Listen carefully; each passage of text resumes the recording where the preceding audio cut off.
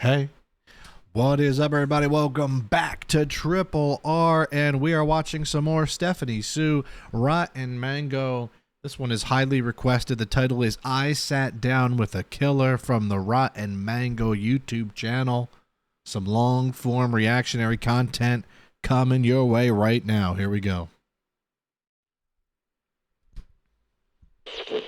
Bada bing, bada boom. There is a certain process of elimination when you are at the scene of a death. Some cases are obviously going to be trickier than others. Some cases, the whole time, the investigators are debating, first of all, how? Like, how did this even happen? We don't know. And if this is what truly happened, if our theory is correct, are we sure that's what really happened? That's what the investigators are doing. But for Detective Ryan, this case starts off really easy. Me? Oh my gosh, this is my moment. Dead man in the living room in his own house. He's dead in his living room, in his house, in like a secluded wooded area. He walks in. Was it natural? That's the first question. Well, no, because there's droplets of blood right at the entrance of the house. It doesn't seem like it was natural. Detective Ryan steps into the house a little bit deeper now. Was it a robbery gone wrong? The door shows no signs of forced entry. He steps inside further, and there are just streaks of blood everywhere. One of the other officers walks straight up to him and just says, well, somebody tried to cut this dude's head off. Murder. That's what this is. We got the how. The cause of death is murder. Where's the with why? a hunting knife. By the clues left behind in the living room, I mean, nothing of value is taken. All of the blood is concentrated near the couch in this living room area. Whoever did this hunted the dead man. It's like they hunted them and killed him in his own living room. And it wasn't quick either. Like I'm a wrestling fan, so anytime I hear someone say the dead man, I think of The Undertaker, and there's about 10 of you that get that reference. Are slash wounds all over this man's body. His throat is nearly slit. You can see the bone on both sides. Oh. There's blood all over the walls. There's blood soaking into the carpets. This guy was hunted. He was killed rather painfully, rather violently. Sometimes Stephanie really paints a picture. Sometimes I'm like, okay, all right. Okay, all right. In his own living room. The first interesting detail that sticks out to Officer Ryan is that there's this bloody footprint that just feels so out of place. Obviously, there's gonna be lots of bloody footprints all over this living room, but it's concentrated in this specific living room area, except this one clear bloody footprint right in front of the door to the primary bedroom. It's almost like the killer, whoever this person is, walked over there, put one foot just outside the door, never stepped inside. What are they doing? Detective Ryan steps inside the master bedroom and he starts looking around. And that's when he sees it. He's like, did the killer slit that man's throat, walk over to this bedroom to spit on the bed? Wow. Okay. Now that we're talking, we've seen, you know, where I've watched Amber Heard, we talk about her dookie on the on Johnny Depp's bed, ending someone's life and then spitting on the bed afterwards. I'll tell you, that might be the ultimate sign of disrespect. Detective Ryan knows instantly that whoever did this that was targeted. Knows the dead man. Oh, yeah. Targeted the dead man. There you go. Hunted the dead man and left a giant trail of evidence. It's not long after that that Detective Ryan is going to find the killer. And he's got a lot of questions to ask this killer. And so do we. Wow, what a transition.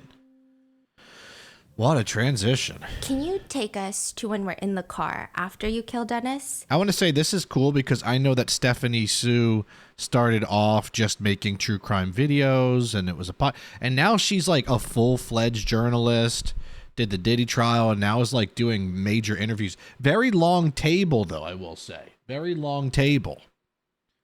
Incredibly long table. Beautiful room, though. I was bleeding severely. I had a severe wound.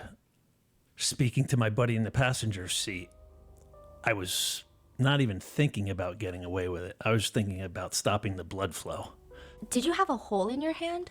I did. I put a knife right through it. Severed the ligaments and tendons. How long was the knife? It was a hunting knife, so they're about 6 inches long, 6, 8 inches. That almost looks like something a pirate would use, or something in a movie like Aladdin.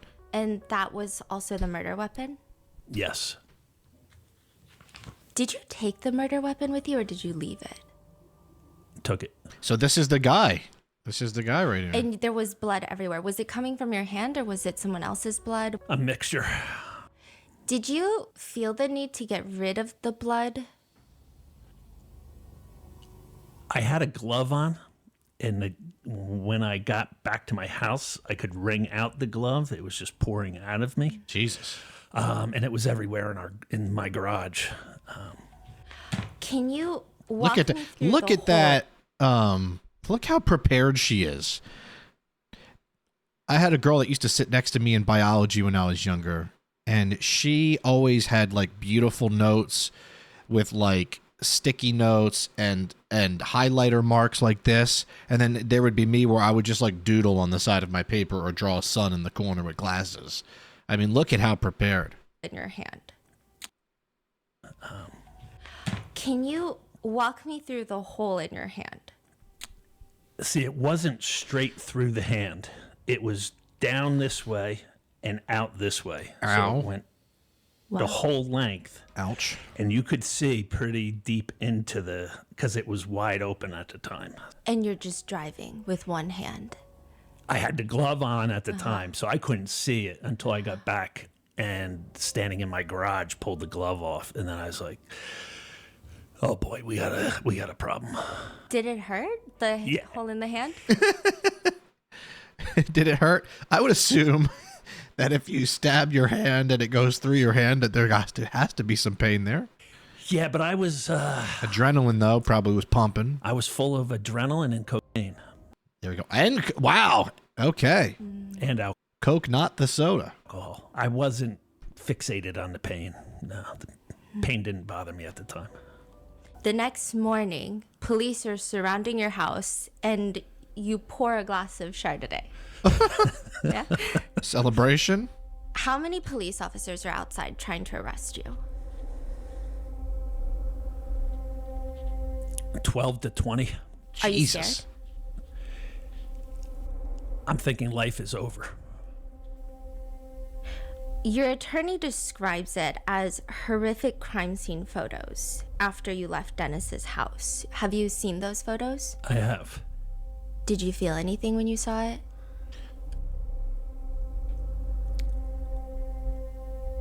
Honestly, no.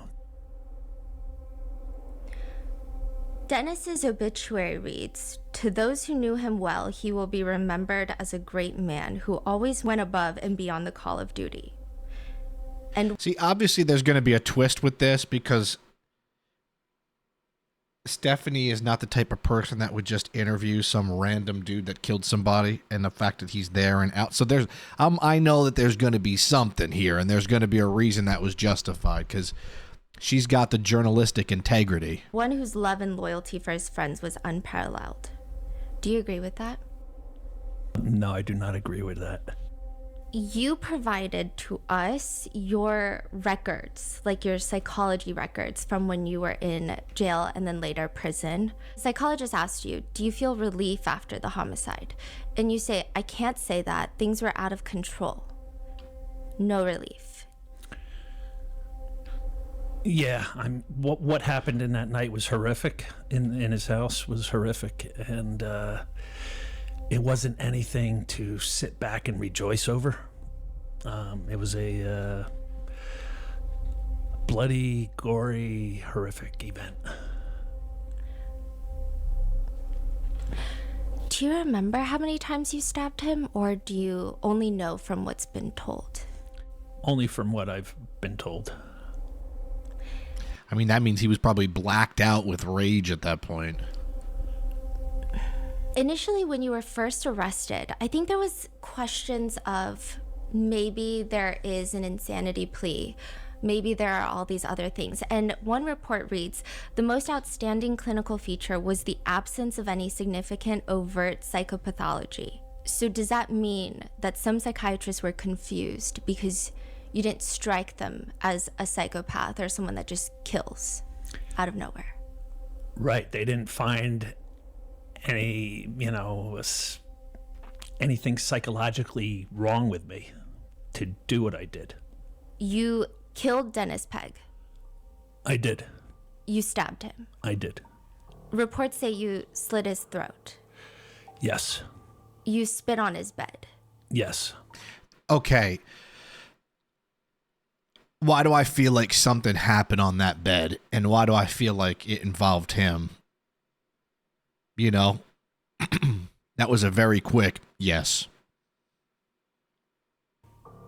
And you... That's so calculated, right? That's such a calculated thing that he probably was in his mind thinking, I have to do this. Drove off with a hole in your hand. Correct. And then you were arrested, and psychiatrists say that they found nothing wrong with you. Correct. They arrested him the day after, too. And so that's crazy. Technically, you killed someone, and you don't regret it. No. Wow. And everyone in town, while you're in jail waiting for a trial, a plea deal, waiting for whatever fate has in store, everyone in town has free Clark stickers on their cars. People are writing articles. Okay, see, I think I was onto something there. Free Clark. So he took out somebody. He's like Dexter. He took out someone that was bad. People are selling bumper stickers that say Free Clark. Wow. They were everywhere instantly, like in less than a week's time. Okay. Why did you kill Dennis Pegg?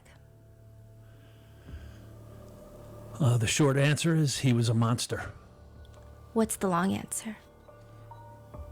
The long answer is he had a 45-year reign of terror in our little town of Stillwater, New Jersey, raping boys.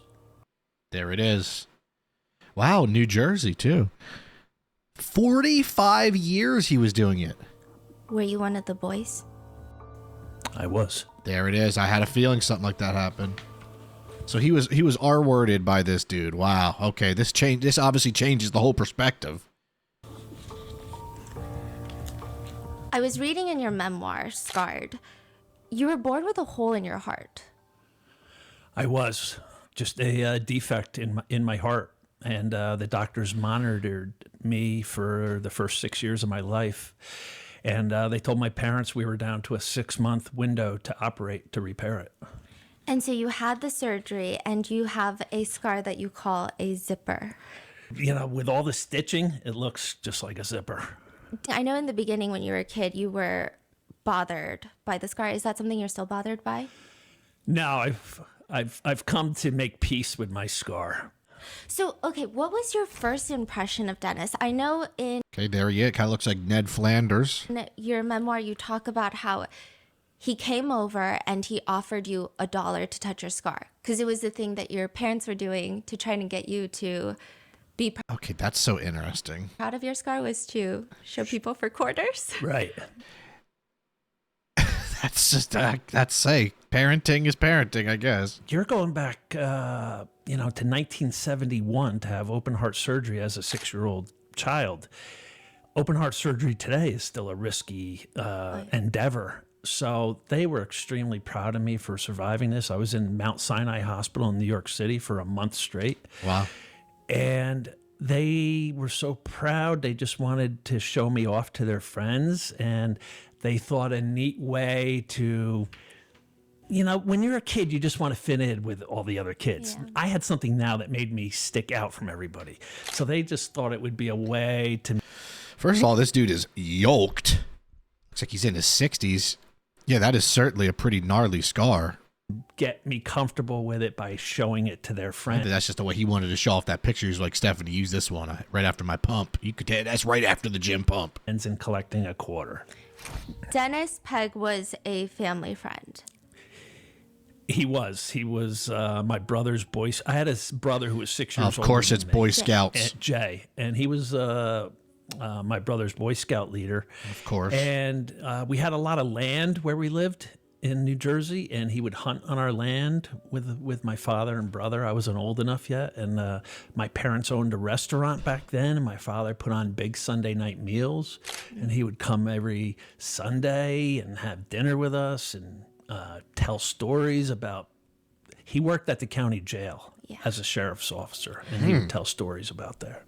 Do you think It's crazy how people like that hide in plain sight, like Boy Scout leader, working for a jail, close with the police, and then it's like, yeah, and you're a serial R-worder. that he targeted your family to get close to you guys, or do you think he genuinely was just friendly with your parents? Targeted. Whoa. That's crazy. Predators have to win over, one, they have to win over their community so nobody would ever suspect them. Wow. Two, they have to win over the family. And then last, they have to win over the victim. Jesus. Can you tell me about the moment that he saw your scar? It was just a couple months after I had the surgery. Everybody in my family was in our backyard, and I came inside to get a drink and watch cartoons for a minute. And Dennis came to the front door, which was right next to our den. And I heard his voice, and I bounded up. I loved Dennis. You know, I just thought he was great. He always had his gun on and a badge. And I let him in, and he asked where everybody was. And I told him everybody was out back. And he said, let's sit in the den for a minute. And then he said, you know, hey, I got a quarter. Can I see your scar? Oh, boy. Didn't think anything of it. Lifted my shirt, showed him. And he said, I've never seen a scar so raised up like yours. I have keloid condition, so my scar is pronounced. And he goes, how about I give you $1 if you let me touch it? Oh.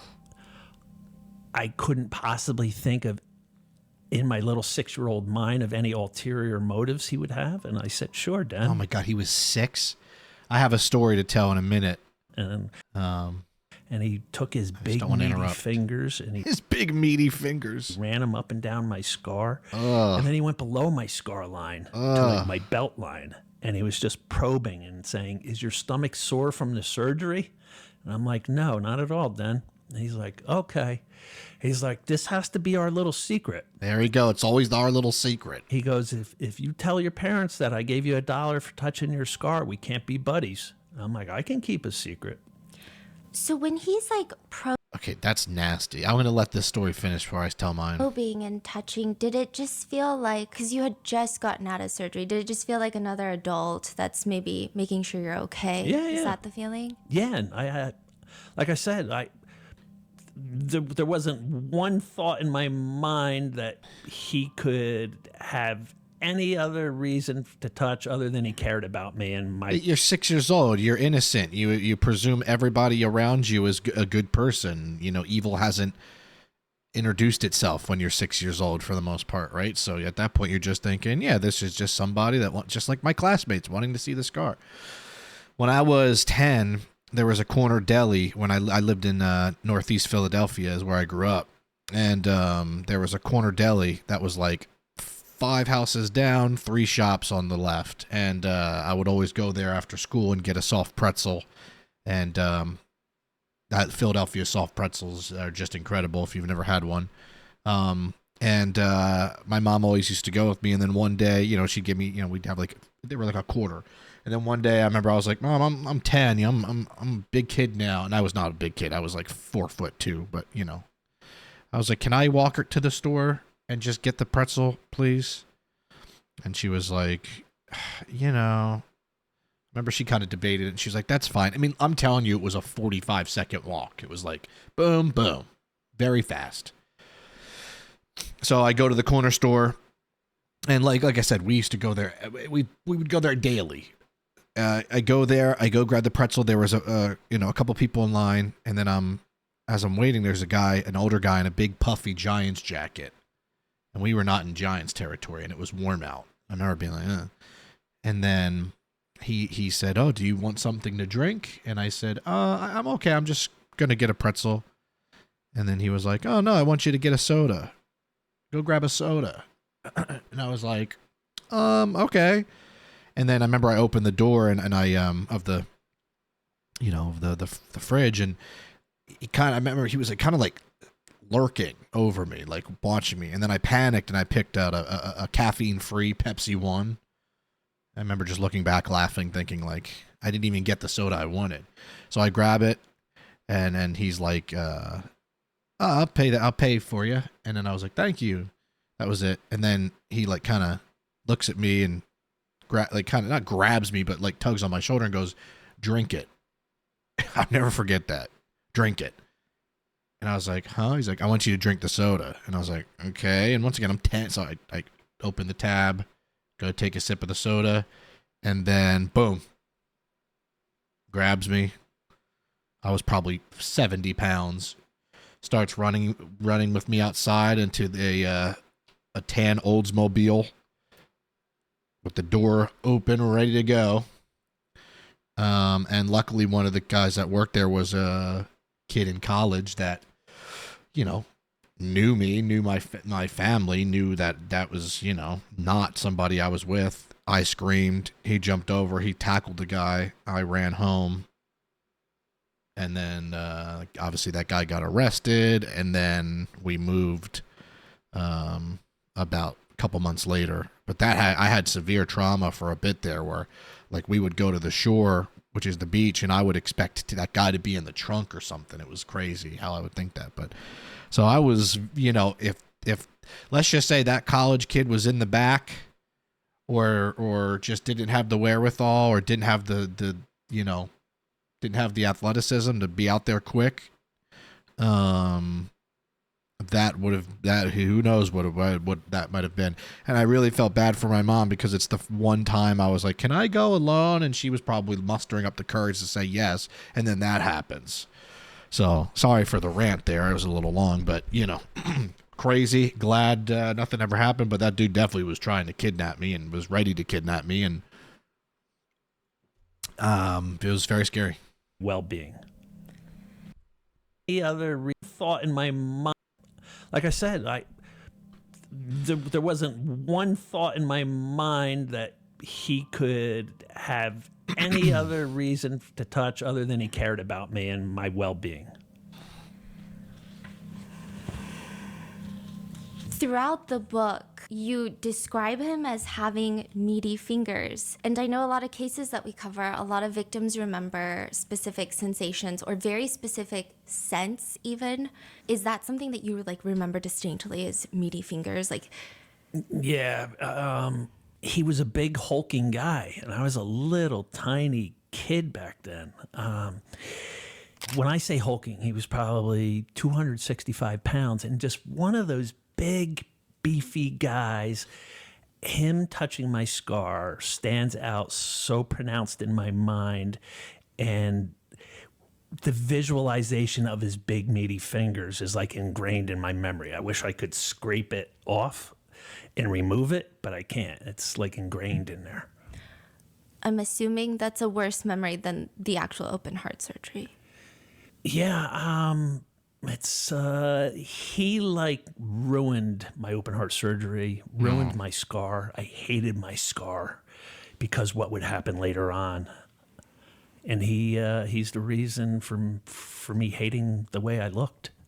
Did he have any sort of fascination with your scar, or was it truly 100% just an excuse to start grooming you? Yeah, I don't think he had any things with a predator. They're never the way they seem. A predator is a chess master, always multiple steps ahead of you.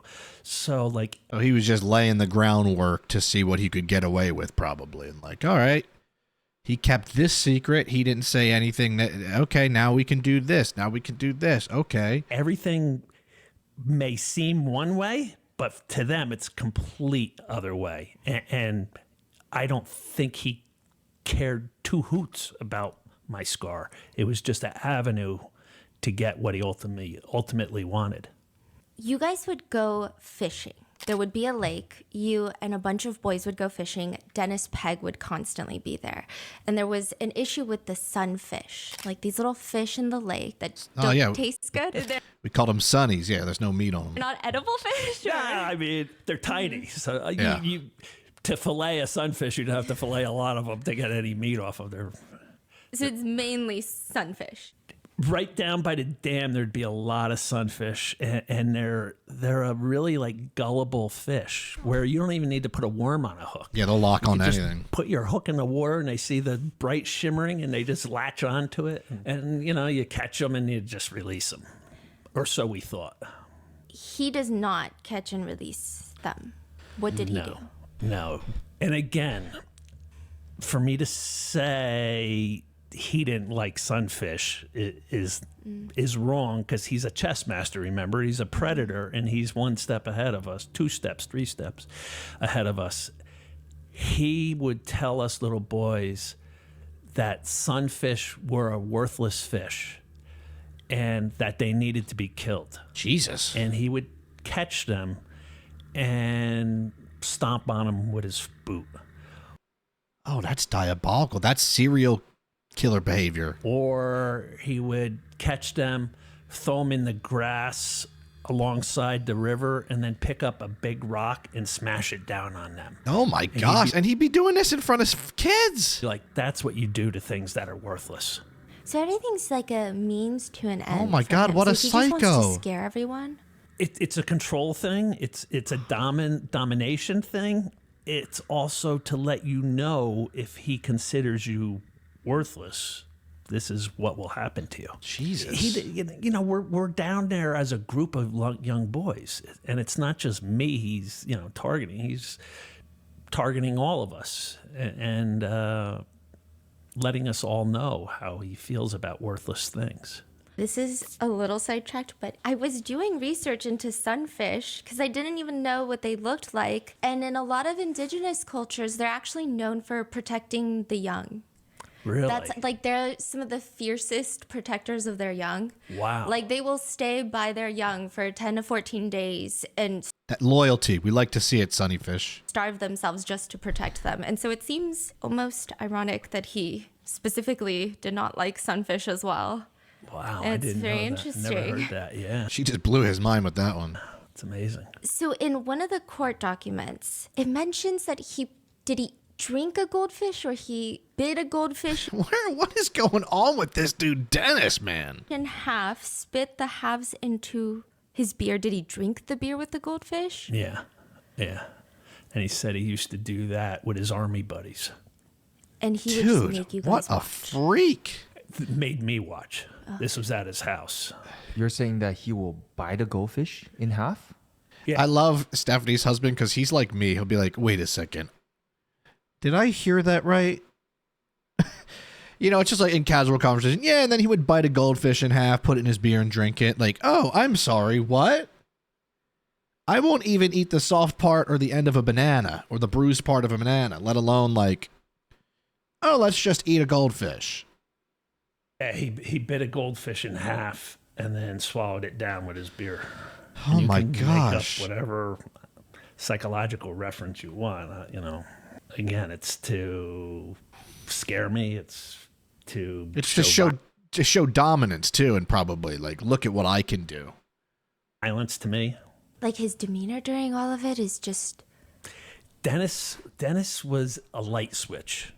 He could be one way, outgoing, friendly, gregarious, fun-loving. Instantly, eyes dilate, turn black, and he becomes a completely different person. That's terrifying. What happens with the Polaroids? Yeah. Down at the lake again. I lived at a lake community, and there was a dam area. And I've noticed a lot of predators and killers and combination of either or love the pictures, love the Polaroids, love the documentation as like a trophy. the dam would separate the lake and then into the river. And that's where all us kids would hang out and play. He did everything out of the watchful eye of my parents. When everything happened, my mother said, I never even saw him with you. And I'm like, everything happened down at the lake. And he was giving beer to us young boys, not just me, Jesus. down there. So I'm like 9 years old. 9 years Get a old? picture of a little 9 years old giving him beer is crazy. 9-year-old. He invites me into his pickup truck Oh my down at gosh. the lake, and let's have a beer. So he gives me. That's a beer. diabolical. I thought it was great. Here's a lieutenant. He's a lieutenant in the sheriff's department. This is crazy. A lieutenant in the sheriff's office giving a 9-year-old a beer to drink with him is just crazy. And I'm getting to have a beer with him. I'm thinking, this is fantastic. Oh my Lord. And he says, one of my friends just bought a old farmhouse, and there was a old desk left behind. So I started going through the drawers, and it was filled with porno pictures. You want to see some? And I'm like thinking like Playboy magazine type. So now he's showing a 9-year-old dirty images. He showed him killing fish. He's having him drink beer. He's basically poisoning this dude's brain. Stuff. He, reaches. He had cargo shorts. Cargo shorts had the big pockets on them. So he opens up his cargo shorts pockets and takes out a handful of Polaroid pictures. And he's looking at him, and he just starts giggling like a little schoolboy would giggle. And he's like, "Oh, these are a riot." He's like, "Here." And it was a close-up of a young penis. And he's like, "Here's another one, and here's another one." And it was just penis after penis. And he's slapping my knee in his truck, laughing. "Aren't these so funny? Aren't these a riot?" This is really creeping me out, dude. This is like, I feel like his way of just testing the waters again to be like, let's see, what does he think? What does he think? Is he, And I'm like, "Where's all the women, Den?" And he's like, "Oh, those must have been in the other drawer. Next time I go over to that house, I'll open up the other drawer for you. But look at these. Aren't these a riot? Aren't these so funny?"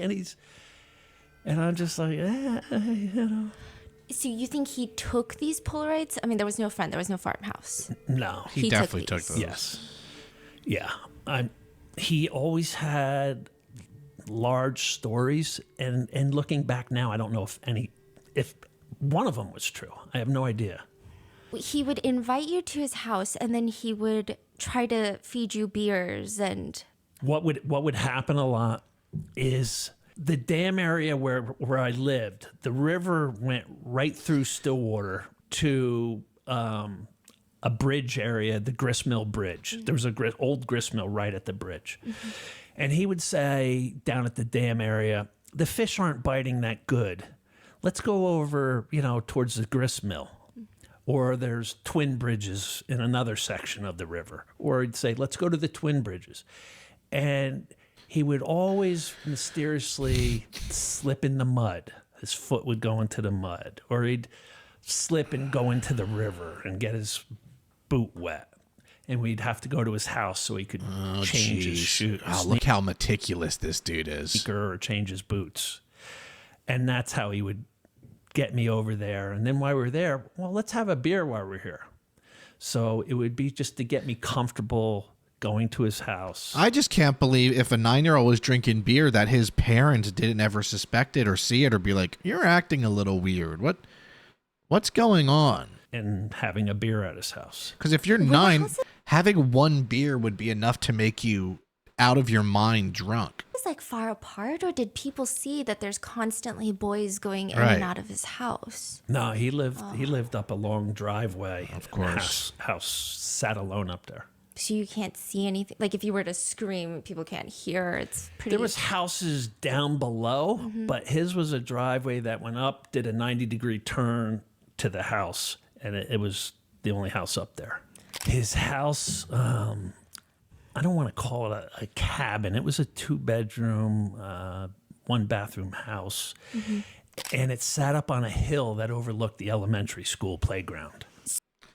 Of course it did. Was he like looking there all the time? Was he outside? No, I bet he went was. to that elementary school, Stillwater Elementary School. I was in Little League baseball, and he was at every game that I can recall. Oh, my down Lord. On the fence, there was a fence that would go around the ball field.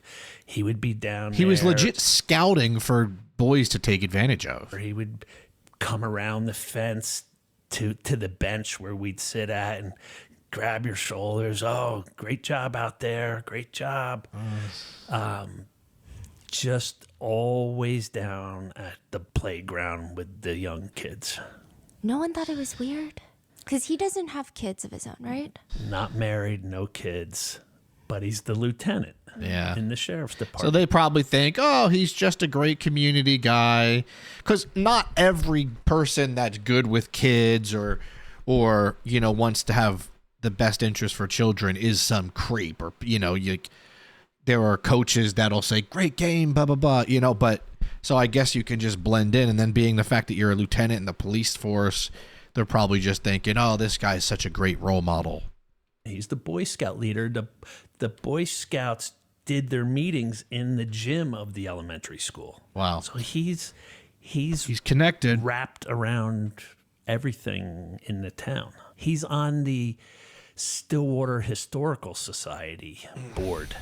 Jesus. The little old ladies loved him. I mean, this goes on for years now. You know, the touching of the scar happened when I was 6 years old. It goes on to, like I said, inviting me into his truck down at the dam to have a beer with him. And this has to be our secret. And in my mind, I'm like, I don't want to ruin this, so I'm not going to tell my parents I had a beer with the lieutenant from the sheriff's department. This is fantastic. Right. You know, and he made you like his equal. You know, he put you on equal. He made you like feel special, and it's us against the world. Everything he told me. I mean, one of the stories I recite is he was always taking trips out west. And on one of his trips, he said he met the Marlboro Man. Now, if you grew up in the 70s, 80s, the Marlboro Man was a fictional character, but on the back of every magazine with a Marlboro cigarette dangling in his mouth. And he was the coolest dude imaginable. Dennis took the coolest... It's so funny how they used to market those. Even like Joe Camel, Joe Cool. You know, or they would like market cigarettes on like children's shows. There was at one point, I think in the 50s or 60s, the Flintstones would break from commercial and then have a commercial where they would be talking about how cool cigarettes are to like children. Machoist guy in America, and told me he met him on a trip and he was gay. He said, It didn't bother me in the least. He was such a great guy. We hung out for 3 days. Planting the seeds.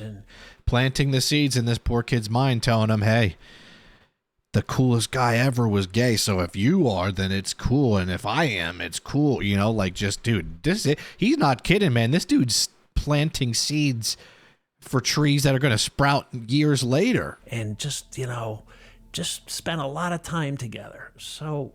And again, he would say, this has to be our secret. Don't tell anybody the Marlboro Man's gay. He confided that in me, you know. I don't want his secret getting out. The Marlboro Man is gay. Did he ever meet the Marlboro Man? No. Who played the Marlboro Man? Yeah.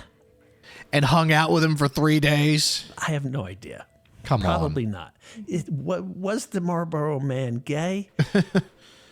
Who knows? Yeah. Who knows? Who cares? Yeah. It's just, like I said, nothing bless is... him. ever as it seems with a predator. And so what's he doing? He's taking the machoist guy in America, fictional character, but machoist, and making him gay and trying to gauge my response. Yep. And trying to normalize it. Like, hey, the machoist guy in the world. He probably also wanted to, you know, him to be like, I like guys or boys too. And then he'd be like, oh, that's awesome. Gay, you know, and that's... again, I that's what I would surmise he was doing. You know, I'm already understanding these Free Clark bumper stickers. Can't get into his mind. He tries to start wrestling with you. Dude, that's common. Kind of like the I've heard that a lot. Into...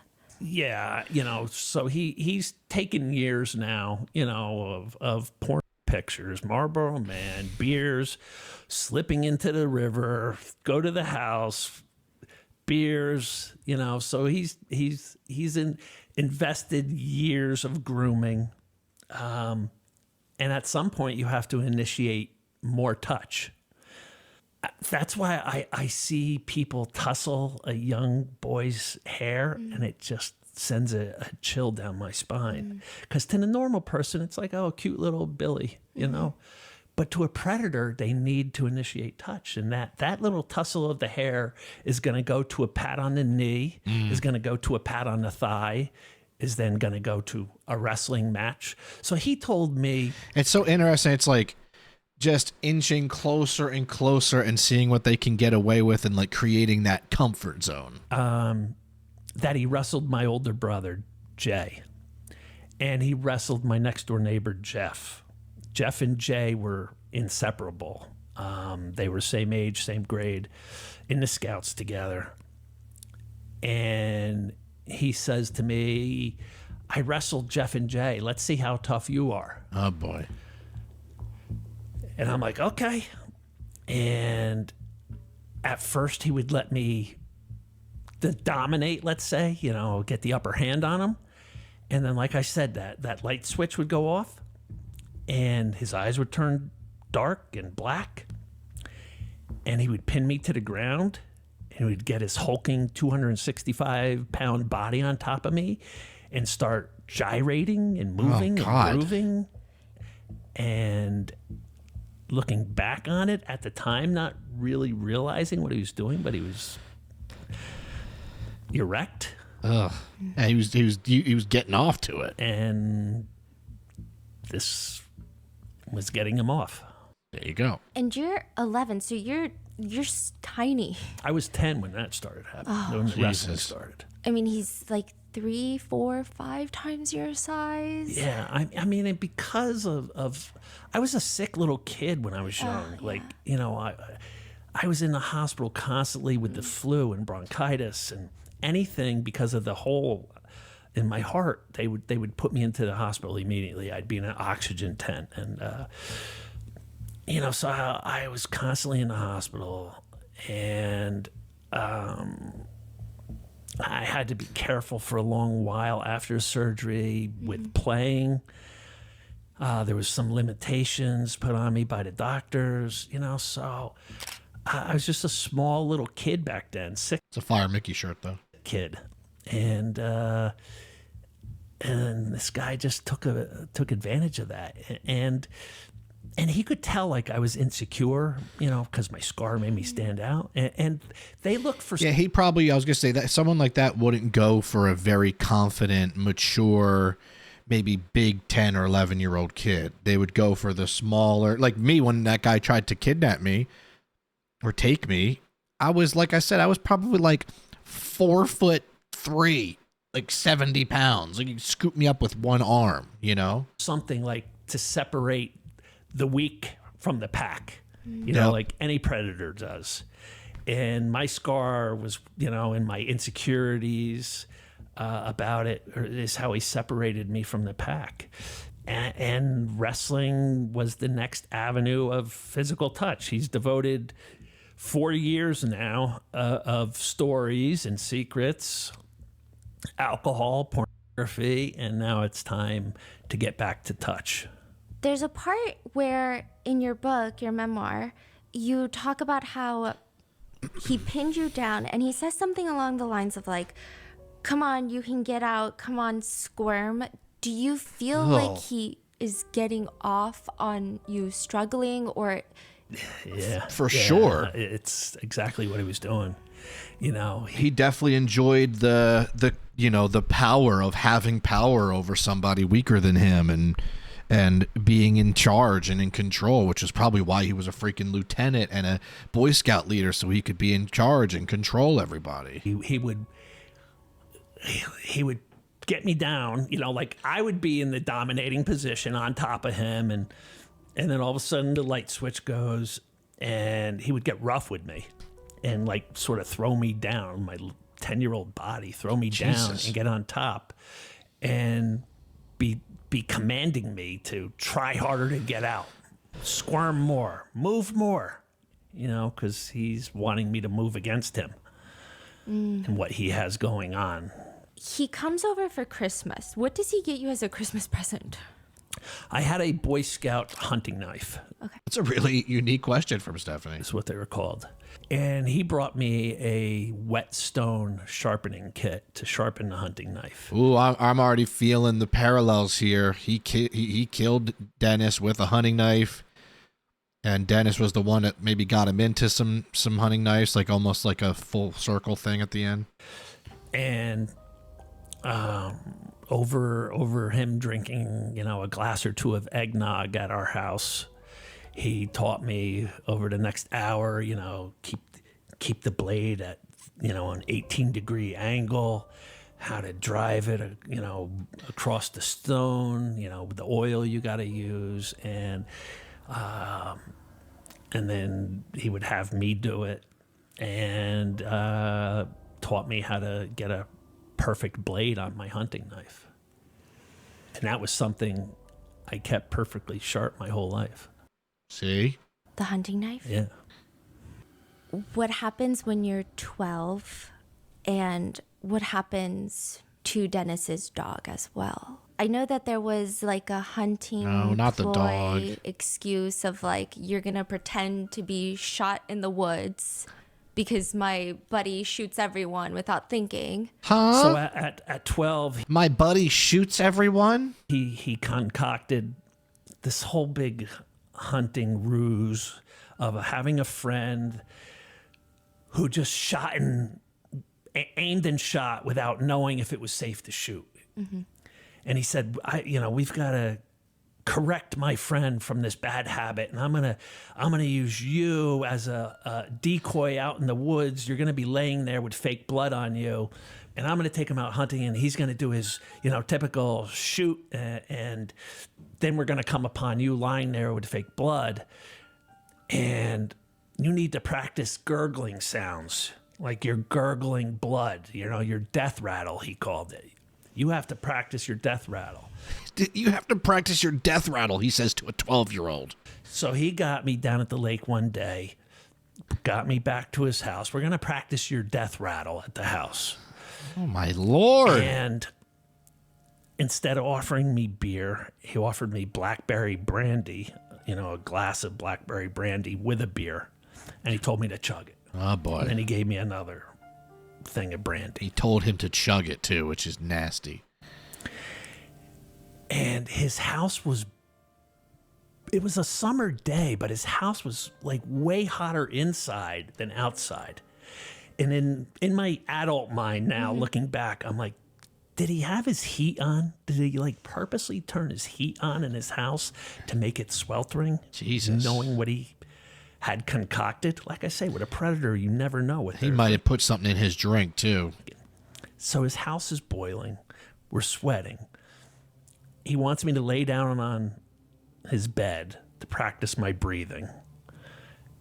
And it goes to, it's so hot in here, let's just take our shirt and pants off. There we Our go. shorts off. Oh, he definitely concocted that then with the heat. And then it goes to, he's behind me, Oh, boy. has me in a bear hug, and me. Jesus. And I'm screaming. I'm crying. Oh, that's horrible. And he had a dog, which is called a coonhound. And coonhounds have this long, drawn-out howl they do. And as I'm being raped, I hear his dog howling away because of my cries and screams. And it didn't stop this guy until he was done doing what he wanted to do with me. Jesus, dude. And afterwards, he sat me down at his kitchen table and got another beer, like almost like we were two lovers who just had a romantic tryst together. And he brought his dog. This guy, Clark, is doing an incredible job telling these details that is just like the most disgusting, horrific thing. And he's articulating it in such a way it's impressive because, oh my gosh, dude, like just... Now, I don't even have to say it. It's just mortifying, dude. Over to me and said, I want to show you what will happen to you if you ever open your mouth about what just occurred. Here we go. Now he's going to threaten his life. And he started to beat his dog. And I'm crying and screaming and begging him to please stop. Oh, my God. Stop. He wouldn't until the dog lay in a heap at my feet. Oh, my God. Now... Oh, free. Hey, give me a free Clark bumper sticker now. Are you kidding me? I was just contacted just 2 days before this interview by a gentleman who, when he was 17 years old, needed a place to stay. Oh, God. And he stayed at Dennis Pegg's house for 6 months. 6 months? And he said it was the most bizarre 6 months of his life. He said the guy was a complete freak. He said one thing that happened, though, is now, when he was 17, he's 10 years older than me. I would have been 7 back then. When he me would be 5 years later. Mm-hmm. So this dog would be 5 years old. And this guy said Dennis got this coonhound puppy when I lived with him, and it peed on the rug, and he beat the puppy so bad we had to take it to the vet to save its life. So even as a puppy, he beat it for simply doing what puppies do. That's peed on a rug. Makes me furious. And then this is the same dog 5 years later that he beat and probably killed in front of me. You never saw the dog again? No. And a lady, a female guard who worked with him at the jail, told me how Dennis came in one day, all distraught, that his beloved coonhound dog, Duke, died. And we all gave him hugs and tears, and we all loved dogs. We were all dog people. And that man literally did it himself, dude. What if this is a freak of nature?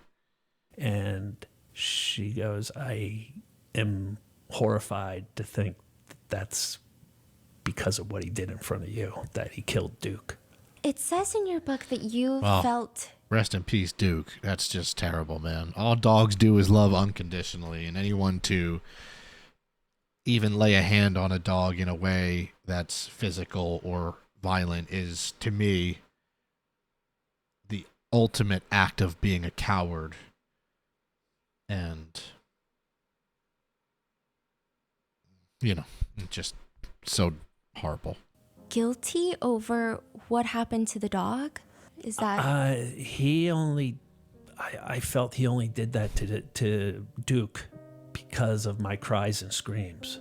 And if I hadn't cried and screamed during the... That's terrible that he blames himself. That, what he did to Duke wouldn't have happened. He would have did that with somebody else there. That dog wouldn't have made it much longer. Do you still feel that way, or? Yeah. I mean, he might have had that planned. Well, he couldn't determine if Duke was going to cry or not. Like I said, with a predator, you never know.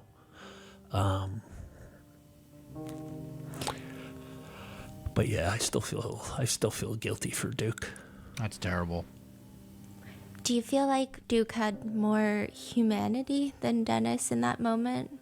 I feel Duke and I were the only two in that room who had humanity. And that's saying a lot since Duke's a dog.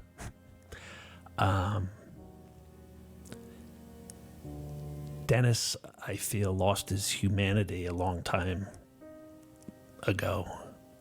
As soon as you dedicate your life to hunting children and them, you really can't say you have humanity. You gotta wonder how many people he did this to, and how many people maybe never even came forward because they just didn't feel like having to deal with it or address it or be in the news or whatever. But like, if he showed him tons of Polaroids and things, he probably did that to all those boys. I can't even imagine the number over the years that he took advantage of. That's pure evil to me. If you're going to define what the devil is really the guy with a smile on his face who's charismatic, outgoing, say the devil in disguise. Friendly, charming, who everybody loves, who's involved. Yeah, if you look at that photo, that just there's Dennis, right? You could see why people, look at that guy, he's a friendly guy. Oh, look at his hat and his little cane. You would just... It's easy for people, especially people who are a little more naive or just want to see the good in people. It's easy to go, oh yeah, no, he's the best. He's awesome. We love Dennis. That gets rid of the guard, and then boom, once the guard is let up, Outgoing, friendly, you know, that's when everything starts. charming, who everybody loves, who's involved in all these organizations, who's on the historical board, but who's only doing those things to fool people of his true nature. What changed after that day? My life was forever altered after that day. I can't imagine. My whole trajectory in life changed that day. Nothing would be the same. I would tell myself that talking about what just happened would be reliving it, and we were never going to do that. We could just bury this down deep inside and go about our life. I convinced myself that that's what I could do. I led the most exhausting life because I would crank on a smile to the world. And inside, I was completely broken and destroyed. And I went through that way my whole life until I couldn't keep it up any longer. How many years passed since you're 12 and then the day that you see Dennis Pegg at Quick Check? I was 45 when I saw him at the Quick Check. So you're talking 30. Wow, so for 30 plus years, he just lived with that. And Dennis was still a free man with the stark amount of victims that he had. Man, oh man, oh man, oh man. Whew, it's just unbelievable. It's also, once again, it's something about the 70s and 80s and 90s where, you know, and even the early 2000s where it feels like people got away with everything. There was no social media, no cameras for the most part, like we've talked about. People just got away with so much stuff. There are so many crimes that have been committed 20, 30, 40, 50 plus years ago that we'll just never know of because they were never documented. 3 years. 33 years, he's probably still hunting kids. Yes. Oh, yeah. And then there is a day that comes where you effectively hunt the hunter. You step into Quick Check. What happens there? It's like a gas station. It's a convenience store. Yeah, this one was just a convenience store. They have gas stations now. They're a lot larger, but this was just a convenience store in a little, like, 4-store mall. I'm getting a coffee. I'm at the coffee island making a coffee. The front door opens. I think it had a bell on it, so it made me look up. And I look up, and I look into Dennis Pegg's eyes. Jesus. He sees me. And he yells out to me, "Hey, how are you, buddy?" That's crazy. I thought he was going to say, and he turned and walked out, but like still keeping that persona. And I instantly start going into a panic attack. Oh, Jesus. I can tell just by the way he said, "Hey, buddy," you know, that he's going to come over to me. I had seen Dennis around our town over those 33 years. You know, I recall once in a bar after college. It's almost stunning that at that point, after doing what he did for so many years and having so many people in the community that he affected, it's almost insane that he stayed there because he probably was so sure no one would ever believe anybody that said anything. Like, not Dennis. My buddies were in a bar, and as soon as we ordered a beer, I get a pat on my shoulder, and it's Dennis Pegg. Jesus. And I chug my beer, and I tell my buddies, we're going. There's no No shame. remorse, no shame, no guilt. Almost like he's excited to see Clark. Yeah, they don't ever show that. So I had seen him around town, but it had been probably 10 years since I saw him. And what was different this time in that Quick Check, which completely unraveled me, was that he had a young boy by his side, probably close to the age he me at, and that young boy called him the same nickname Dennis used to make me call him. And I heard that nickname, and I saw that young boy, and it just ripped open everything for those 33 years that I told myself I could bury down and go about my life. When he would touch me, I would freeze. I would stiffen like a board, And I felt my muscles like, it's like a paralysis. And I felt that coming on me, and I felt it hard to breathe. And the thoughts in my mind, just like your mind starts swirling where you can't even think. And I'm like, So, I mean, he was still doing it. He got to be in his 70s at that point. If Clark was in his mid 40s, I would presume he's got to be in his mid 70s, and he's still doing this. It's just insane. I got to get out of here before I completely freeze. And this guy like grabs me, and I just left my coffee and whatever stuff I had on the island there, and I ran out past him. We sort of shoulder bumped a little, and he's like, "Where are you going? Where are you going, buddy? Come here." And I ran out, and I hopped in my truck. Still calling him buddy. Parking lot, and I went down the road, and my life unraveled. Just completely unraveled.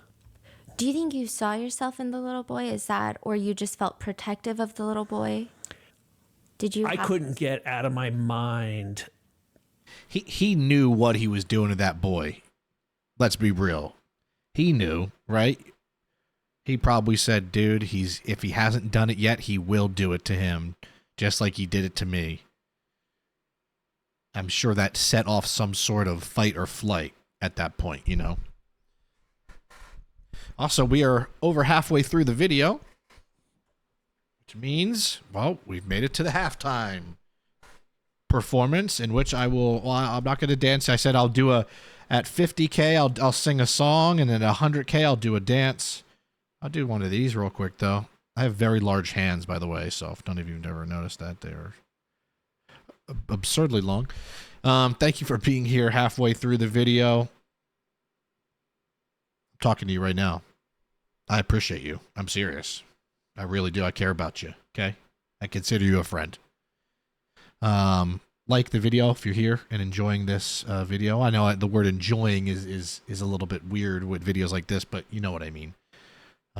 Hopefully enjoying my presence. Leave some comments, although I don't think that'll be too difficult for this one. There's a lot to talk about already. And then, of course, subscribe to the channel, as 20,000 subscribers is in the horizon. Give me a subscription if you feel so kind. And thank you to all my hypers. Every time I say that, I sound like a boomer. All my hypers, thanks for hyping the video. But seriously, thank you. Thanks for turning on notifications. I see some of you saying, you know what, Ryan, you're the only person I've ever turned on notifications for. That means a lot. I've also had people come over to the Twitch and say, I only made Twitch because of you. You're the only person I follow on Twitch.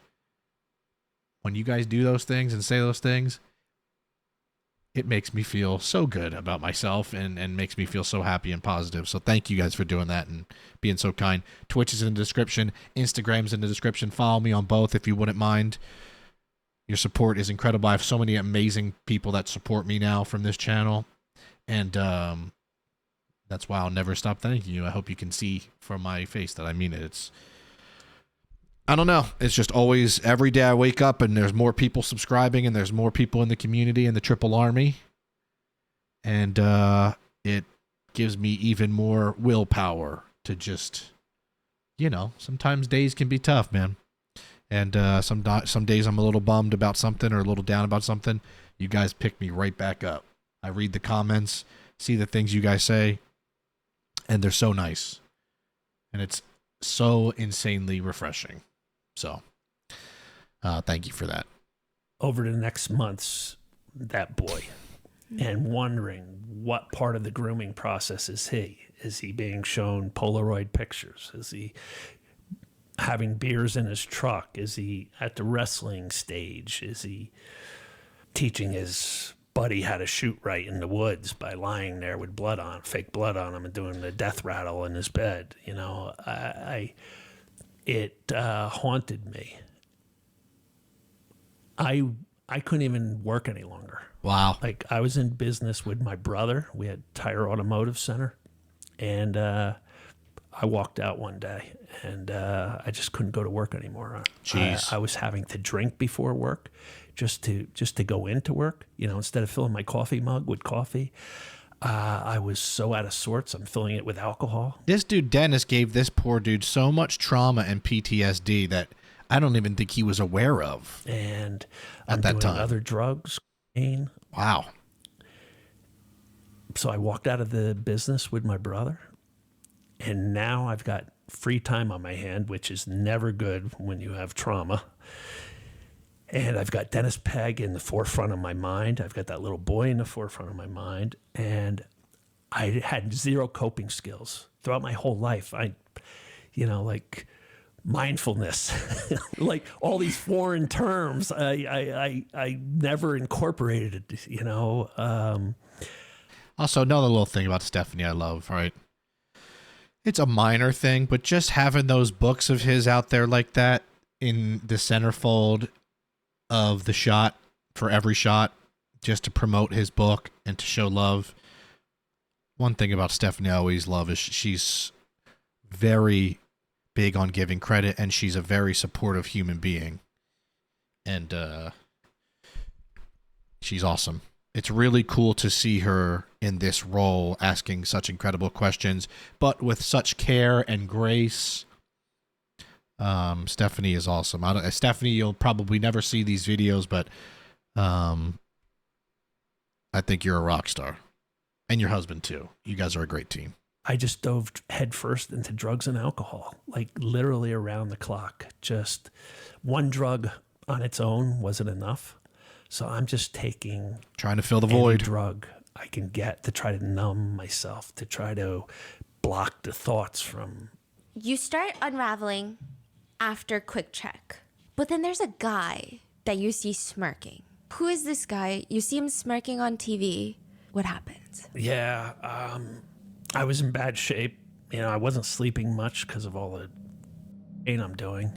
And I put on my TV, and it's Jerry Sandusky. Oh, the boy, start Penn of State. his molestation trial. Jerry Sandusky was one of the coaches at Penn State University. This was a big deal. I mean, I grew up on the East Coast, so this was a really big deal. And he was running a football camp for young boys, and over the course of years, decade plus, molesting boys at his football camp.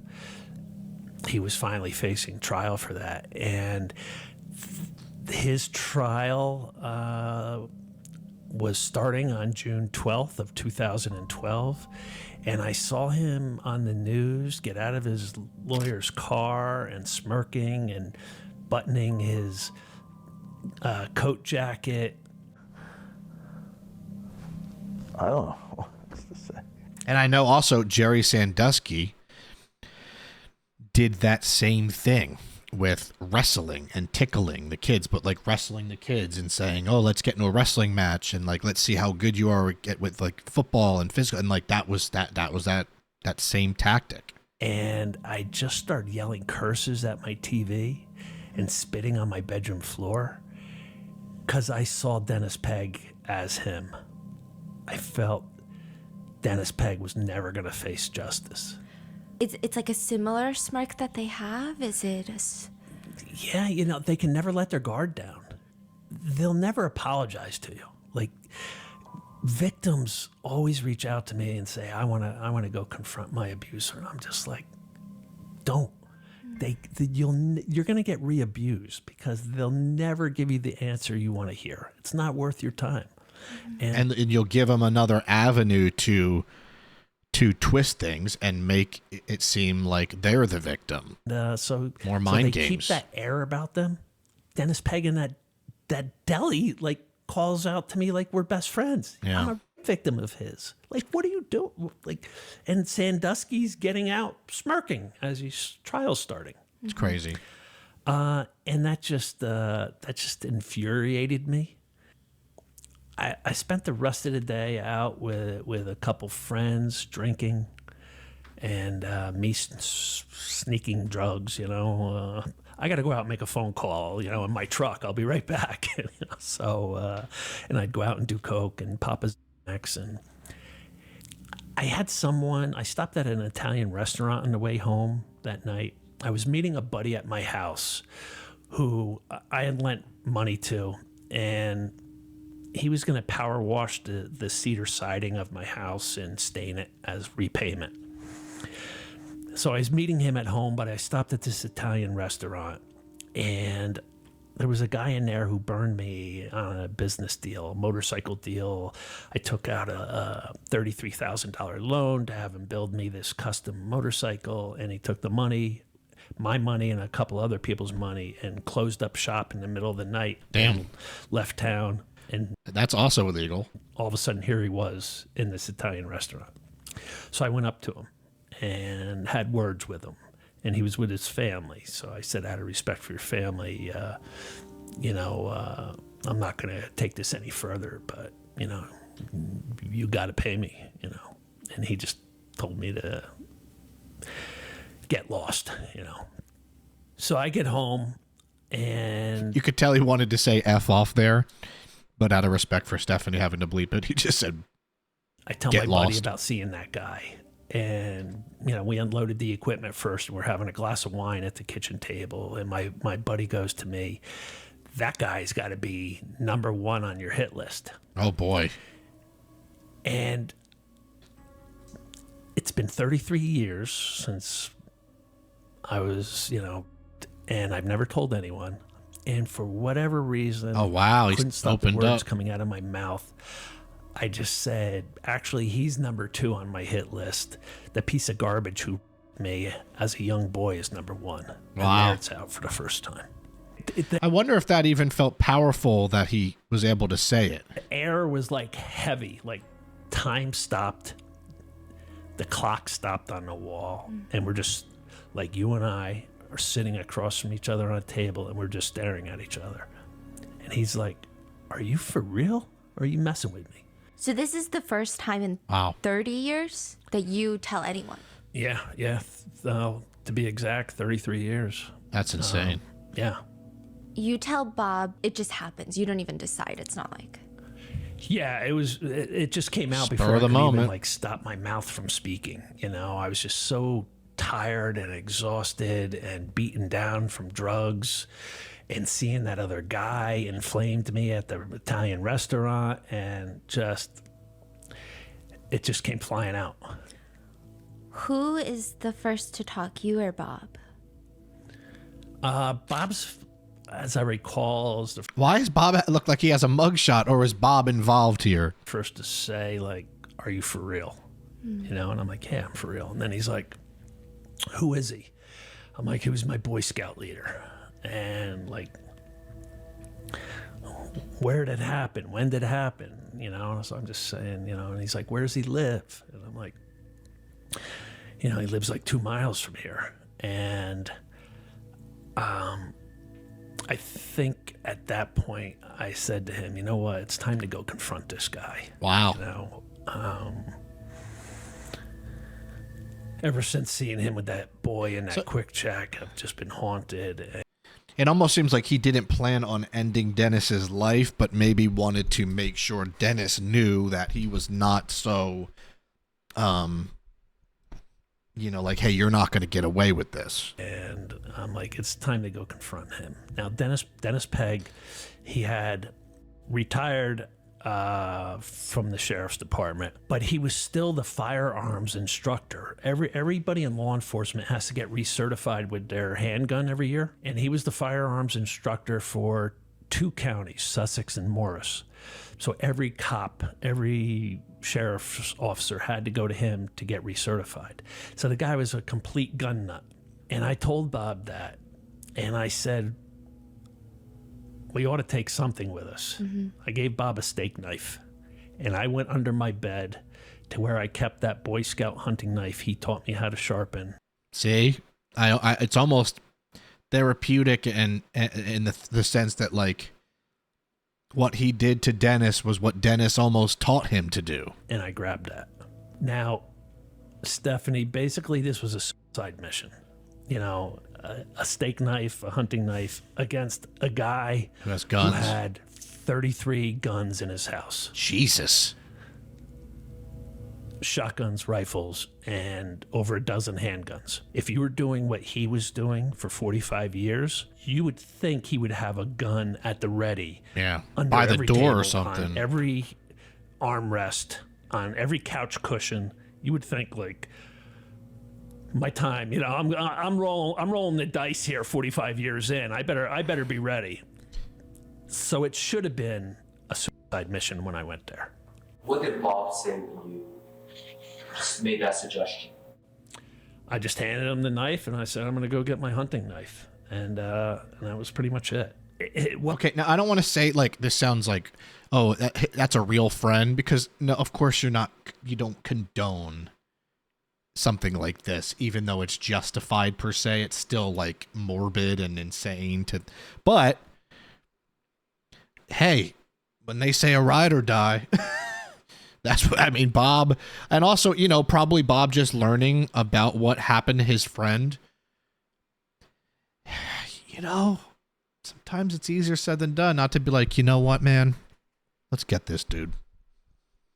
It wasn't like a long drawn out thing where no we're plan, crossing our T's and dotting our I's, and this is how this is going to happen, and that's how that's going to happen. It was just like, I'm like, let me just go confront this piece of garbage, you know, and we'll take these with us.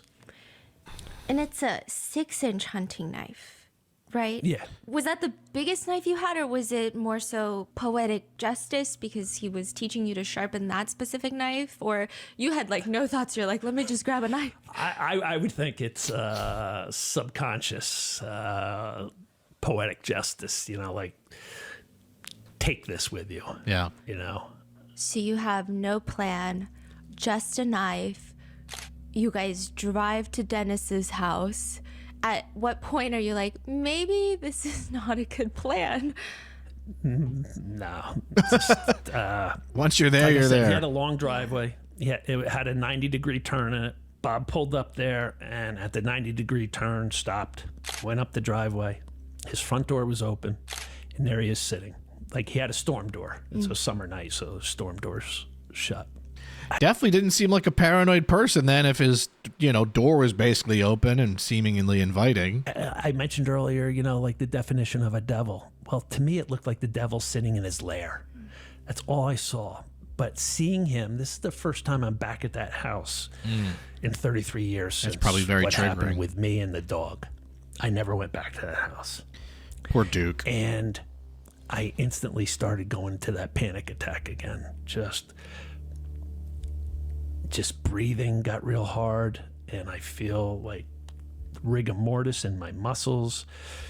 And before I completely froze, I walked up to his door, that storm door, and ripped it open, broke the hinge. Oh, look at that. This property protected by Smith & Wesson right there on the front door, too. Wow. Another compliment I want to pay Stephanie is I hope she does more interviews like this, because I'll watch some people do interviews and the interviewer will interrupt them a lot just to get their point across or just to get their follow-up. And it's like, you don't have to get every question. You don't have, everything doesn't have to line up perfectly. You got to let it flow naturally. And I appreciate the fact that she's not cutting him off. She's not over prying. She's moving on to different parts of his story without trying to take the lead. You know, it's her channel, but she's the one giving him the platform, which is really nice. And I'm standing in his doorway. It's 9:30, 9:45 at night, and there's somebody you ripped in your doorway who just ripped open your door. And he casually looks over his shoulder at me and goes, "Hey, how are you?" This dude, man. And it just seemed like the most incredulous thing to say in that moment. But again, they can never let their guard down. Like a normal person would like get on their hands and knees and start praying like, "Oh my God, I wronged you. I'm so sorry. I know why you're here. Please forgive me." I'm sick. I need help. Come in. Let's talk. No. Do you think if he did that, anything would be different? If someone's down on their hands and knees praying at you, begging for forgiveness, I would think so. Yeah, I was gonna say I would think that maybe your anger would subside a little bit, and the intensity would drop down a little bit as like that person who used to be in control of me, I'm now in control of them. So he just says, hey. Howdy, neighbor. How are you? That's crazy. What happens next? That probably we all have two enraged him. faces. The face we show the world and the face behind closed doors. I've been showing the world that one face, and no one for 33 years has seen the face behind closed doors. Dennis is now going to see my other face. Oh, what a badass moment. The face filled with rage. The face filled with hate. The face filled with anger. And I said, hey, how am I? Let me show you how the hell I am. Wow, that's like a movie. And I raced across his room. He stood up, and a violent struggle started. I started slashing at him with the knife. He started punching me.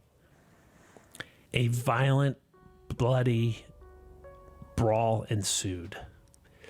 At one point, he connected with he's still this monster hulking guy. And he connects with a square shot to my jaw. And as I'm falling down, I grab his shirt to keep from falling down. Oh, he almost knocked him out. And I bring the knife down, and that's when I'm holding his shirt. And that's where it goes straight through and straight out and into his skin. Just a little. We continue going at it, and I mean, we're talking minutes here. It's not like a long, drawn-out thing. Maybe 3-4 minutes, 2 minutes. That's still pretty long, though, for a fight like that. It's 3 minutes. It was quick. And he slips in the blood, and he falls down, and it's a mix of our blood. Like I'm gushing blood now. And he's up against the wall. I leaned down in front of him. I got eye to eye with him.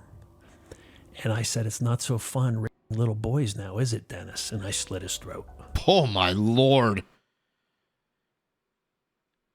As violent and insane as that is, it's almost also poetic that was the last thing Dennis had to hear and got to hear. And almost vindicated all of the torment. And that he put all those other victims who never had a chance to say that to him, right?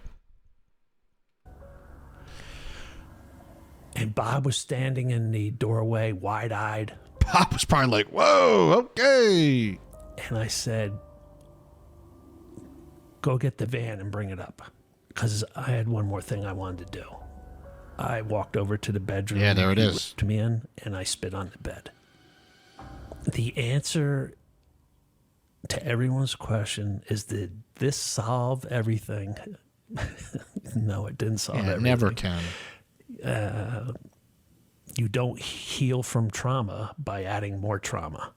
You don't heal from sexual abuse by murdering someone. It's not how you heal. But what he did was he prevented any future trauma to any future boys. Because because the fact that this dude, Dennis, was still able to, like, what seems like almost take Clark down. But if he didn't slip in the blood, it's like, so this dude still had power, still could have been doing this for years and years to other victims.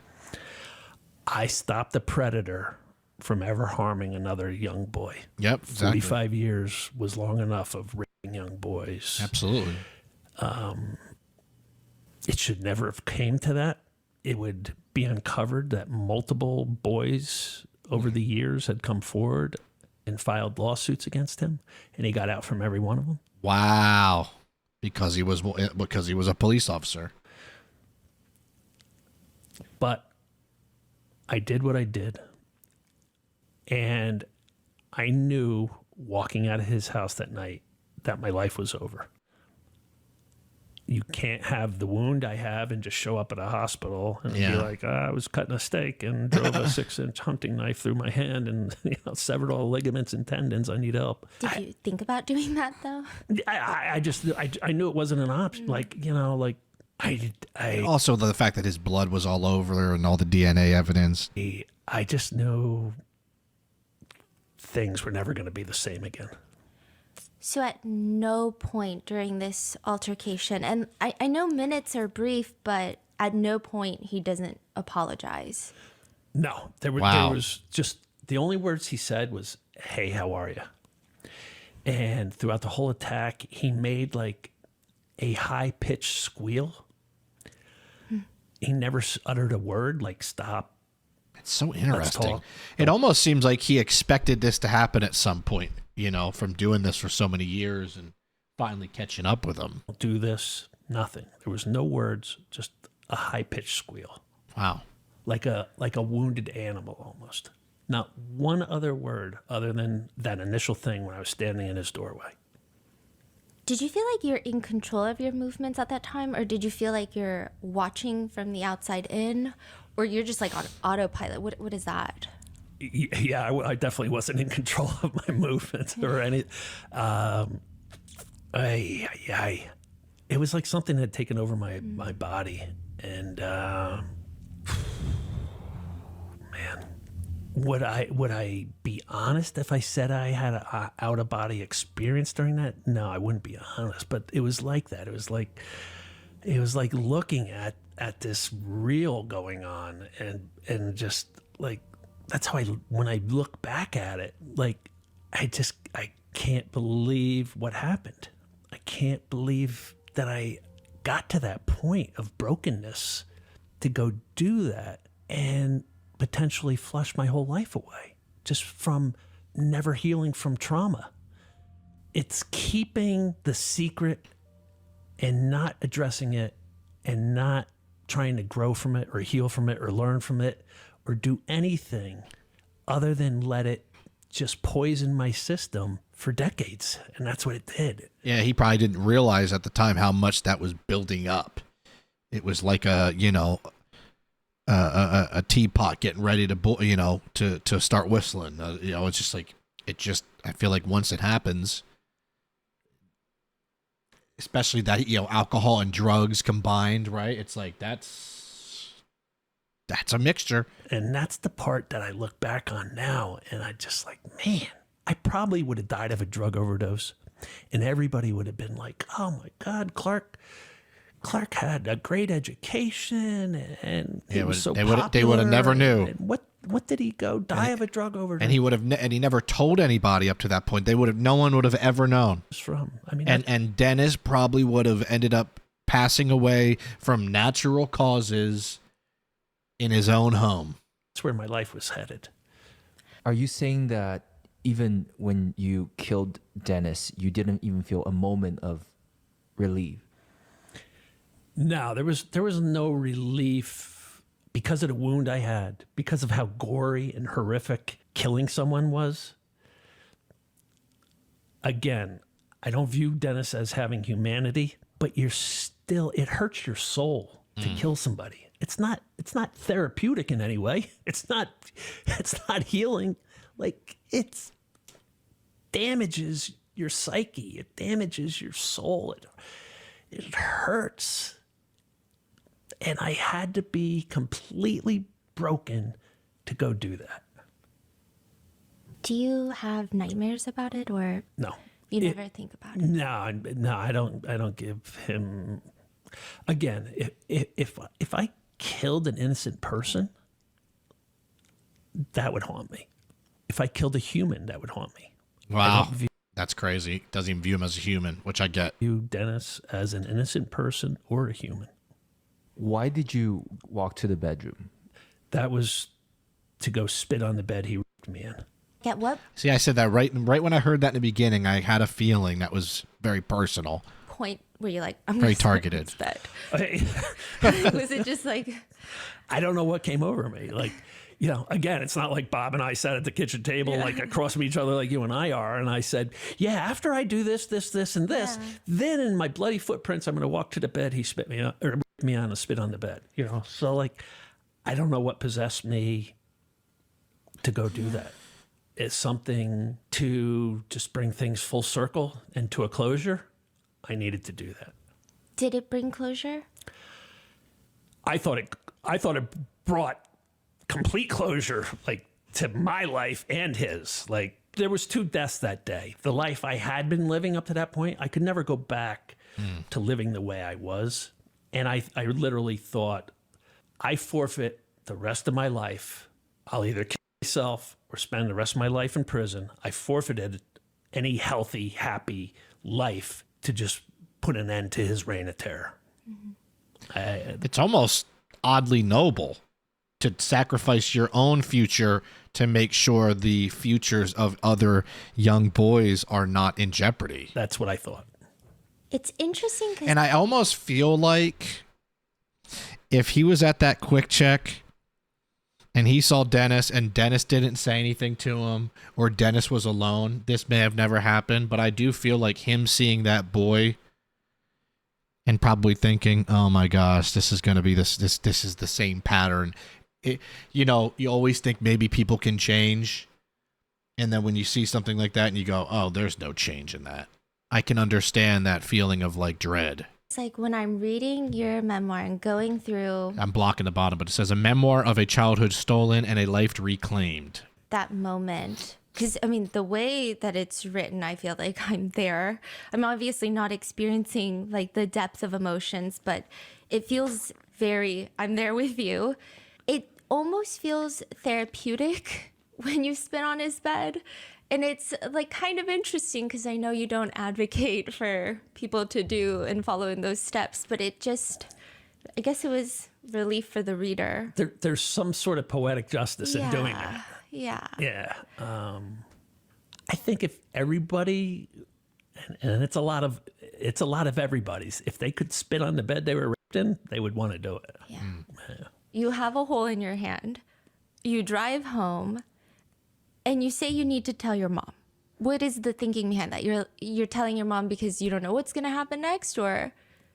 Yeah, my mom had just come up from Florida. You know, Yeah, welcome home. welcome home, Mom. There you go. Oh man, and I called my best friend at the time and the girl I was dating and asked them to come over because Oh, wow. I just He knew that was it. my life's over, Steph. You know, like. Am I going to kill myself after this, or am I going to spend life in prison? It's one of those 2 things. So let me say goodbye to my buddy. Let me say goodbye to my girlfriend, and let me get my mother up and say goodbye to her, because this isn't going to turn out good. And your mom she's 80. How old was she at the time? Do you recall? Yeah, like 81 maybe.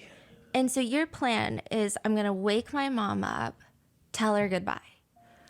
But your mom's plan is, I'm going to clean up the blood and we're going to run.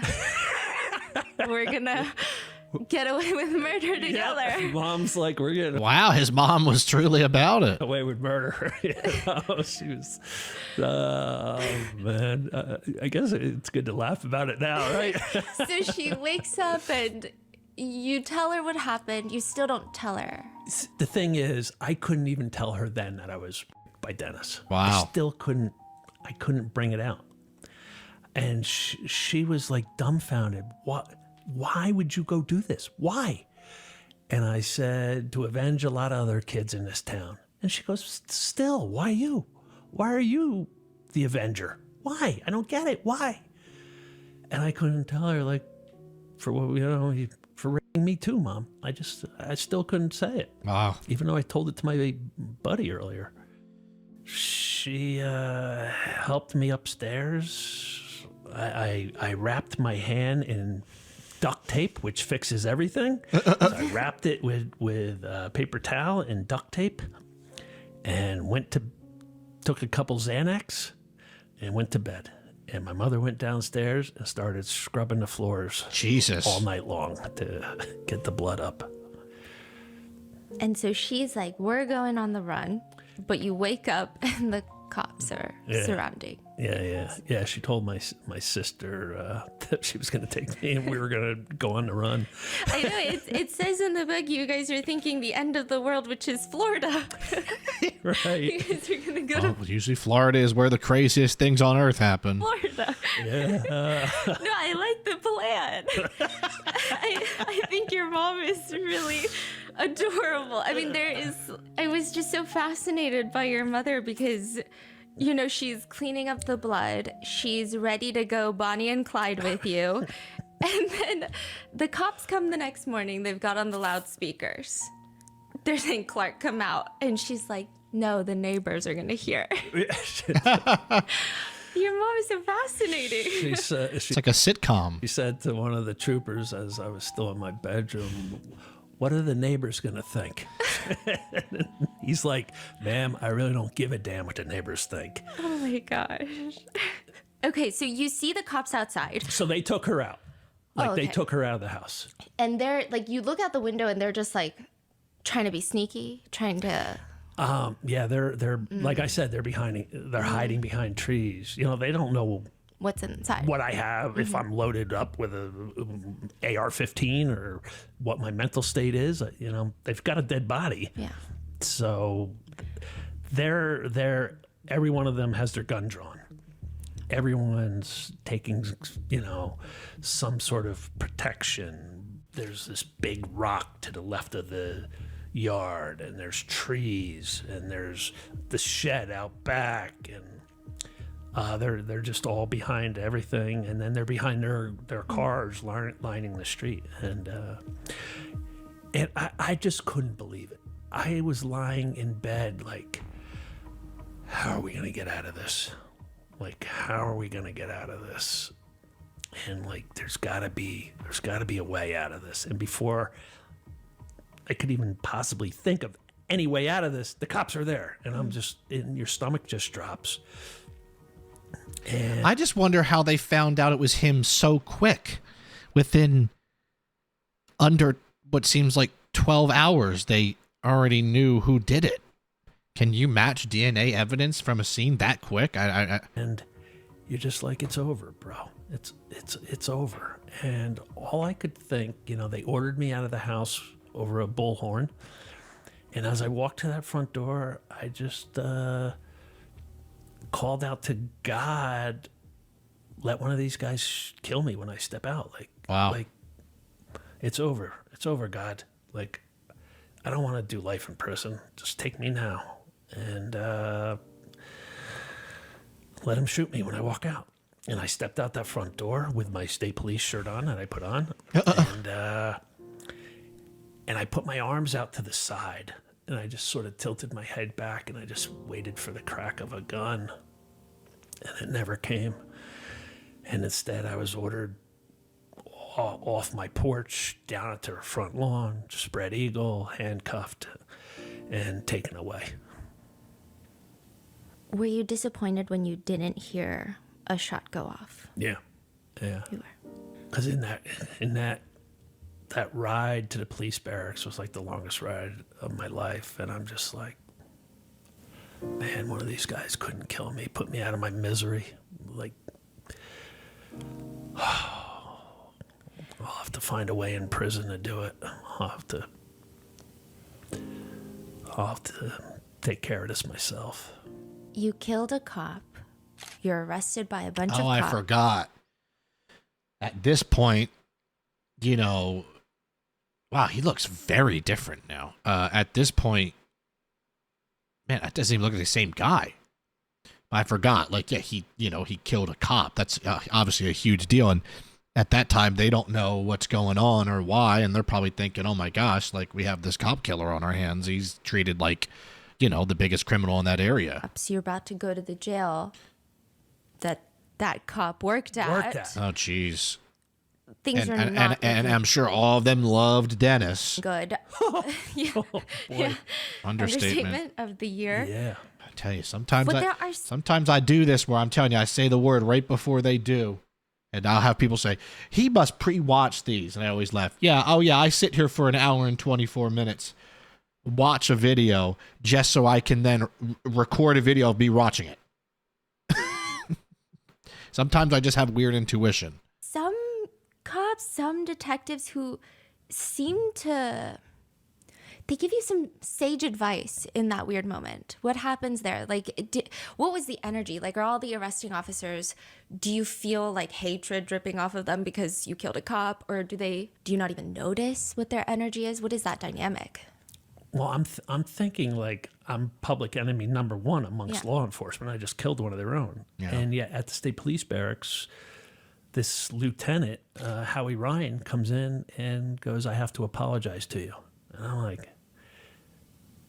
like, what are you apologizing to me for? Mm-hmm. And he's like, I've heard rumors about Dennis Pegg for a long time. Oh. And he goes, I want to apologize to you for never stopping him. Wow. He goes, I can't arrest somebody on rumors. I need victims.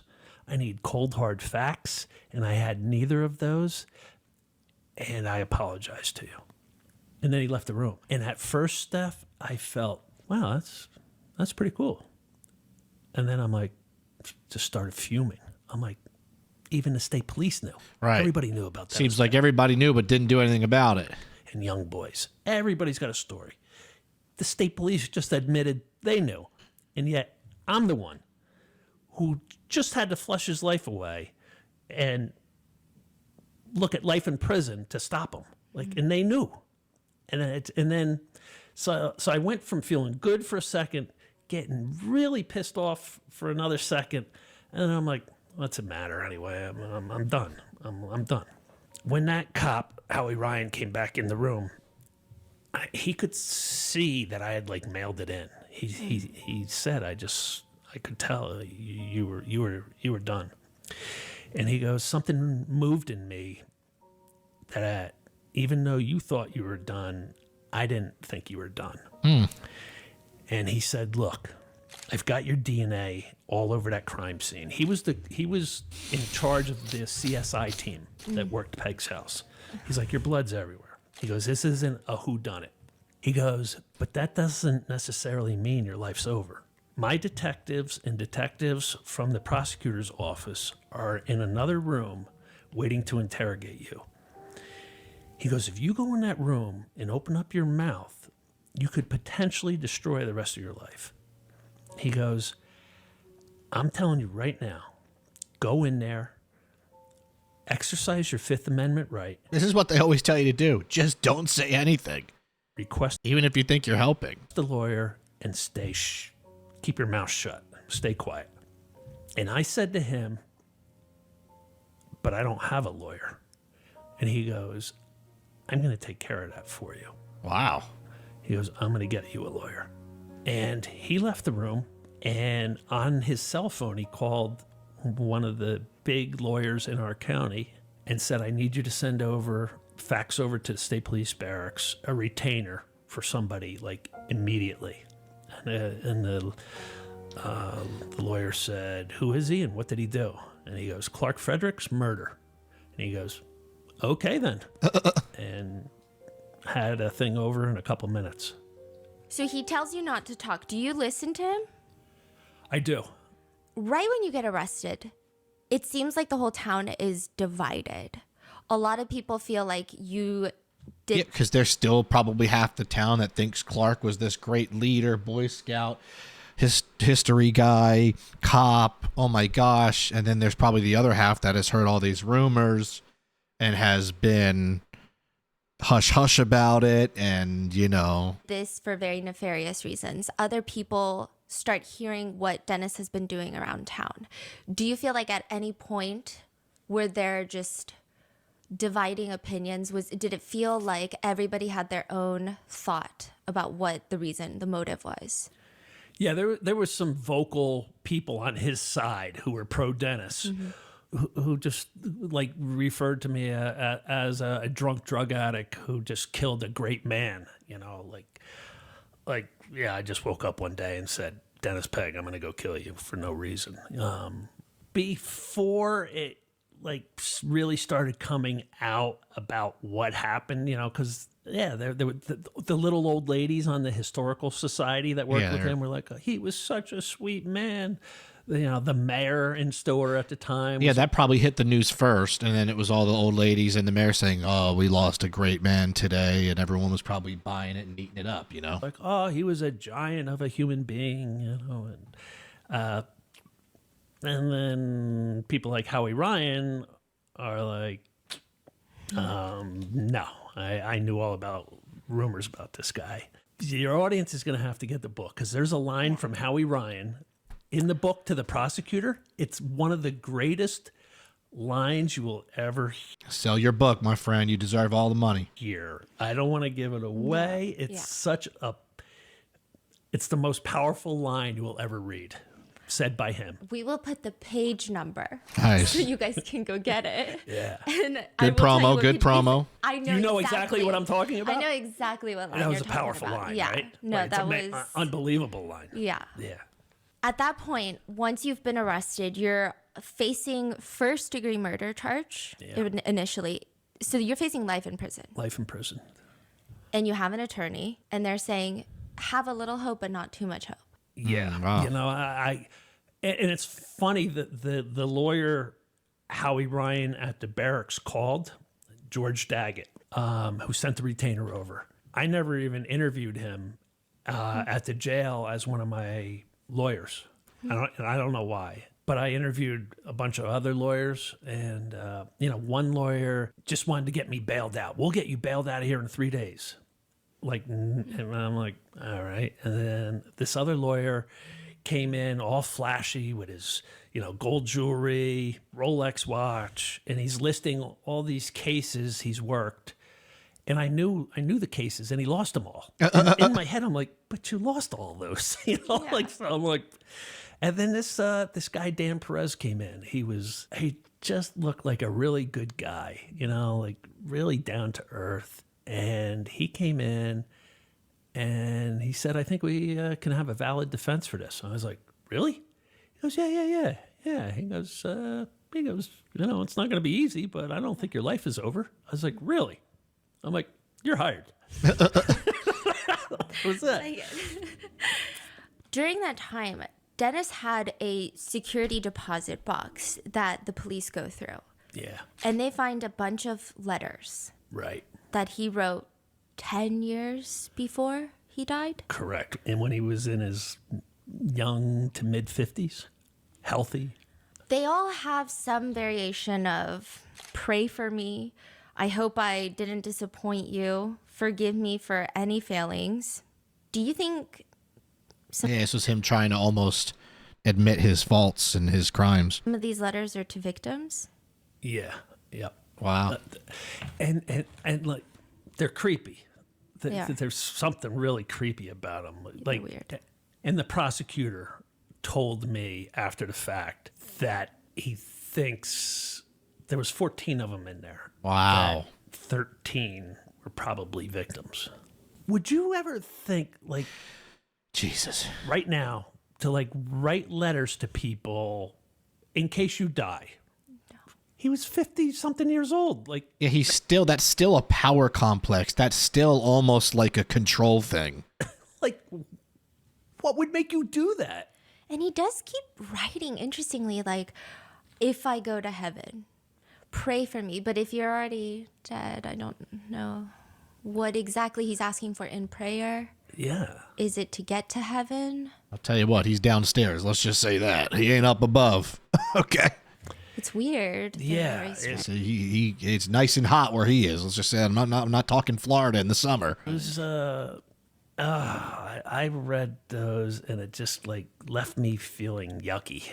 Like, yucky is a good word. And then if you assume that they're to victims, like, I tried my best.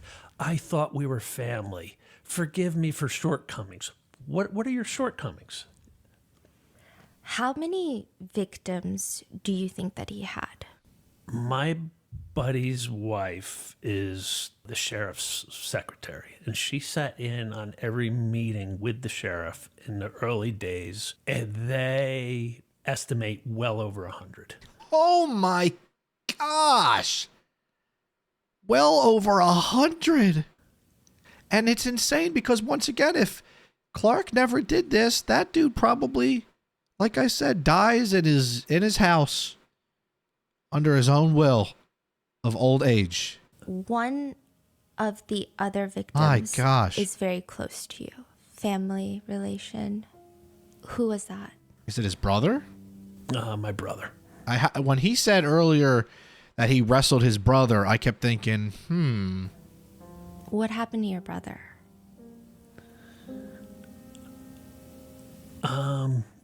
My arrest opened up my brother's Pandora's box. You know, like seeing that boy in that deli open my box up.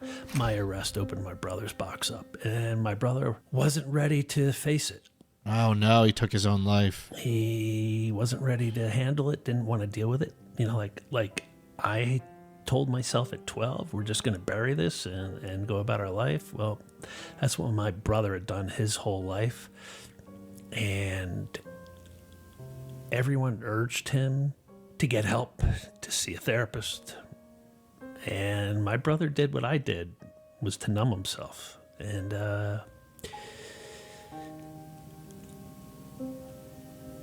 I found him dead on our kitchen floor a That's couple awful. years ago from drinking himself to death. That's terrible. This is going to be a 2-part interview. This is part 1. Oh, I did not expect a 2-part. In part 2, we're going to ask Clark about how and why the FBI came to him to warn him that someone put a hit out on his life.